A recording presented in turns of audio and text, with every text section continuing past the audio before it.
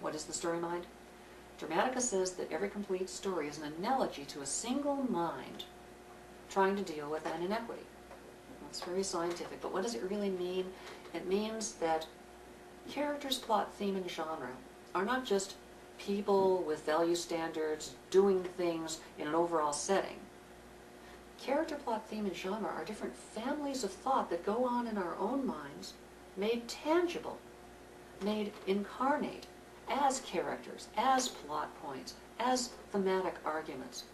So when we're pondering a problem in our own heads, a story is as if the author took the mechanism of our minds, made it tangible, put it out there for us to look at so we could examine the problem-solving process, and rather than having to be involved in it subjectively and not know which parts are connected to what and how the whole thing's working, the author, who's ostensibly has some life experience or some insight that allows him or her to make a point about a particular aspect of our lives, a good way to go about solving a problem or a bad way, the author says, look at the mechanism, and when it feels like this, either go with your feelings or go against your feelings, because really this is the way it works, and you will only solve this problem if you make a choice that doesn't necessarily feel right, by making a leap of faith like the main character does.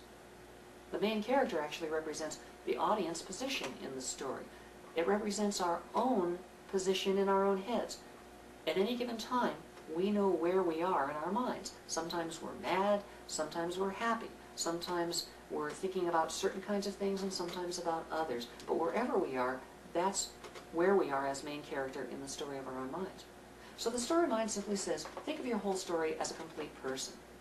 If there are characters trying to do the same job, that wouldn't happen in your own head. You'd only have one kind of thought trying to do a particular job.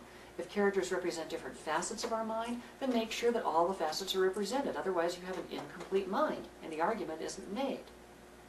Dramatica also says this story mind came into being as a byproduct of the process of communication.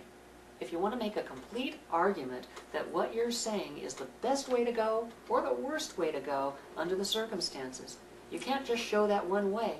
You have to show all the alternative ways of solving the problem, and then explain why each one is either not as good as the one you had, or all the others are better than the one that you're saying is the worst. You have to cover them all. And when you cover them all in a story to make sure there are no holes, you've effectively included all the different ways a mind can look at a problem. You've created a story mind, a model of the mind's problem-solving process. Nobody set out to do it, but it does become useful when you're trying to psychoanalyze your story and say, is this story mind complete? Is it a split personality because these different characters wouldn't really reside in the same mind? Or is it holistically working together as if it were a single entity?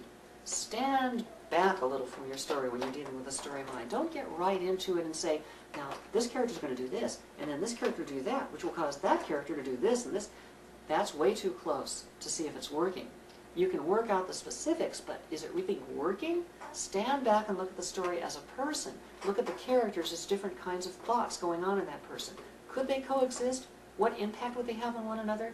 Does your story seem like a personality that's worthwhile, interesting? Is your storytelling such that your story's mind is having a conversation with the audience for a couple of hours and holding their attention? Or do you have to send it to finishing school and do a little work with it? All those kinds of useful perspectives come from the story mind concept.